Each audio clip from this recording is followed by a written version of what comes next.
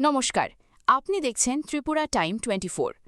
শিশুদের মধ্যে বই পড়ার অভ্যাস গড়ে তোলা, সৃজনশীল চিন্তাভাবনার বিকাশ এবং লেখালেখির প্রতি আগ্রহ বাড়ানোর লক্ষ্যে গোমতী জেলা শিক্ষা দপ্তরের উদ্যোগে প্রথমবারের মতো অনুষ্ঠিত হল জেলাভিত্তিক রিডিং অ্যান্ড রাইটিং উৎসব 2026।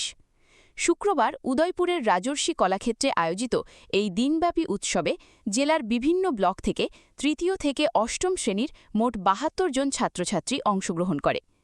প্রতিযোগিতাটি দুটি বিভাগে অনুষ্ঠিত হয়, যেখানে শিক্ষার্থীরা তাদের পাঠ্যাভ্যাস, ভাষাগত দক্ষতা এবং সৃজনশীল লেখার প্রতিভা তুলে ধরে।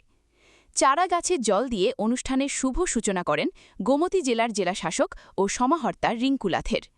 অনুষ্ঠানে উপস্থিত ছিলেন উদয়পুর পৌর পরিষদের পৌরপিতা শীতল চন্দ্র মজুমদার, গোমতী জেলা শিক্ষা দপ্তরের ডেপুটি ডিরেক্টর গৌরাঙ্গ শুক্লদাস, নেতাজি সুভাষ মহাবিদ্যালয়ের অধ্যাপকবৃন্দ এবং শিক্ষা দপ্তরের অন্যান্য আধিকারিকরা।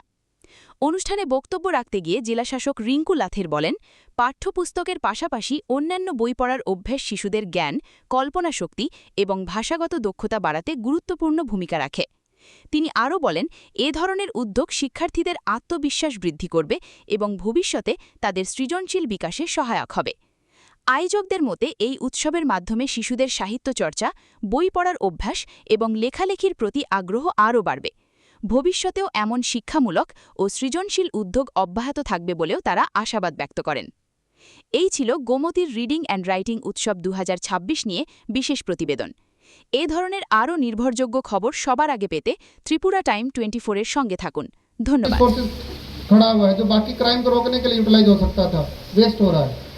हम लोग जो कचरा डस्टबिन में डाल सकते थे, उस कचरे को उठाने के लिए 5 लोगों को लगाना पड़ रहा है। तो 5 लोग वेस्ट है ना, कोई प्रोडक्टिव काम तो कर नहीं रहे हैं। ये आप लोगों की बेसिक सिविक सेंस है। आप लोग इस उम्र में जब स्टूडेंट्स, आप लोग टीचर आपकी क्लास में आता, आप लोग टीचर की रिस्पेक्ट नहीं करते हैं।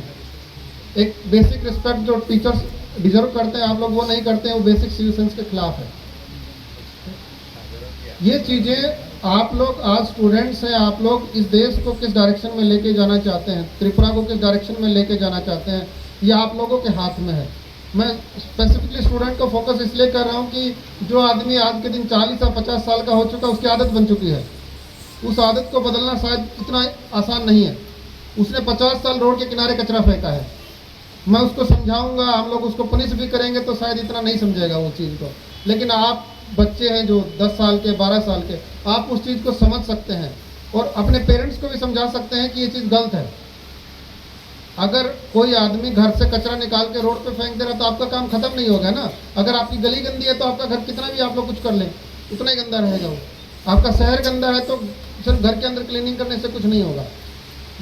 ऐसे ही रोड के किनारे हम लोग बहुत आसान है, हम लोग कह देते हैं कि पुलिस कुछ नहीं कर रहा है, लेकिन हर आदमी अगर रॉन्ग साइड पे गाड़ी चलाएगा तो पुलिस कितना जान लगाएगा।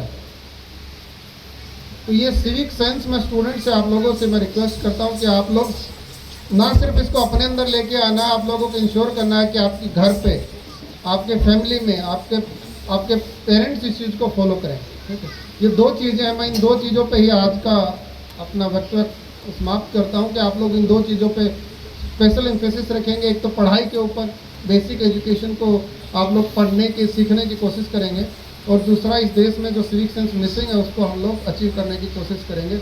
मैं उम्मीद करता हूँ कि एटलीस्ट जो हमारी नेक्स्ट जनरेशन है उस चीज़ को समझे। हम लोग बात करते हैं कि नागालैंड में, मिजोरम में लोग रूल को फॉलो करते हैं।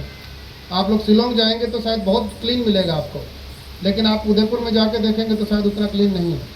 तो उसके लिए कोई ऐसा नहीं है कि उदयपुर म्यूनसिपल काउंसिल का फेलियर है। इट इज़ फेलियर हमारा जो यहाँ के सिटीजन है, जो उदयपुर के लोग रह रहे हैं, उनका फेलियर है। इसमें कोई म्यूनसिपलिटी का कोई रोल नहीं है। तो आप लोगों को ये चीज़ सीखना है और अपने अंदर बैठाना है कि इस देश को साफ सुथरा रखना, इस देश में रूल्स को फॉलो करना, ये हम लोगों की खुद की रिस्पॉन्सिबिलिटी है। Thank you. কারণ আমাকে খুব ভালোবাসতেন।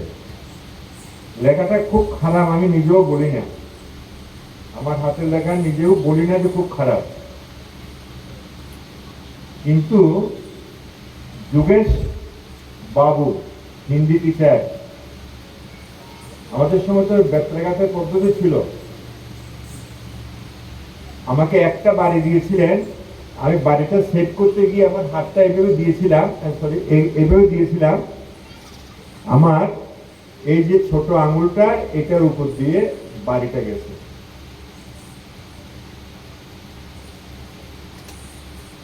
এই আঙ্গুলের নখটা একদম কালো হয়ে গেছিল দীর্ঘদিন।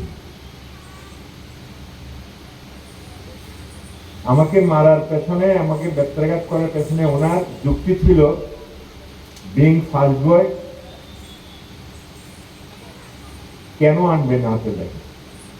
আর হাতের লেখা আনার যে যুক্তি, সেই জায়গাতে আমার সেদিনকার যে ত্রুটি ছিল, এই কারণে আমাকে মেরেছিলেন। আমার খুব কষ্ট হয়েছিল, কিন্তু আমি বুঝেছিলাম যে হাতের লেখার এই যে প্র্যাকটিসটা, এটা কত গুরুত্বপূর্ণ। সুবীর বাবু সেই আমাদের সময়কার বিষয়টাকে তুলে ধরার চেষ্টা করেছেন, যার মধ্যে প্রত্যেকটা ছেলে মেয়ে, আজকের দিনে তো বই ধরে রিডিং এর জন্য কোনো ব্যবস্থাই নেই, বই দেয় না, স্কুলে ছেলে মেয়েরা দেয় না, হাতের লেখা শিক্ষকদের সময় কোথায়? আমাদের ক্লাস মনিটর ছিল, সেই ক্লাস মনিটর খাতা টেবিলে দিয়ে দিতেন। টিচার কোনোদিন এই টেবিলে বসে, চেয়ারে বসে এই খাতা চেক করতেন না, ওটা ওনার আমাদের যে টিচার্স রুম আছে সেখানে নিয়ে গিয়ে উনি চেক করতেন, দেখতেন, রিমার্ক করতেন, লিখতেন, মন্তব্য লিখে দিতেন। একটু আগে মাননীয় ডিউ সাহেবের সঙ্গে কথা বলছিলাম, পড়া এবং লেখা, আমরা যারা এখানে রয়েছি, আমার জানা মতে জানি না ম্যাডামরা এবং কলেজ অধ্যাপক যারা রয়েছেন, ওনাদের বয়স মনে হচ্ছে ওনারাও পেয়ে যাবে।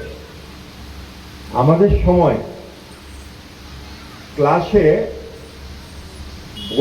বই খুলে আজকের যে পড়া আছে বা টিচার যা বলতেন সেখান থেকে একটা অংশ পড়ার জন্য বলতো, শিক্ষকরা বলতেন, আমরা পড়তাম। এখানে যারা সামনে আছেন বয়স্করা নিশ্চয় জানেন বিষয়টা। আর প্রতিদিন স্কুলে হাতের লেখা আনতে হতো, হাতের লেখার জন্য খাতা ছিল, না আনলে পরে পানিশমেন্ট পেতে হতো। নিজের জন্য বলছি না, এটা সত্যি কথা প্রকাশের জন্য বলছি। কারোর যদি আমার সম্পর্কে কথাটার প্রসঙ্গে যদি কেউ ভুল বুঝেন, আমি দুঃখিত।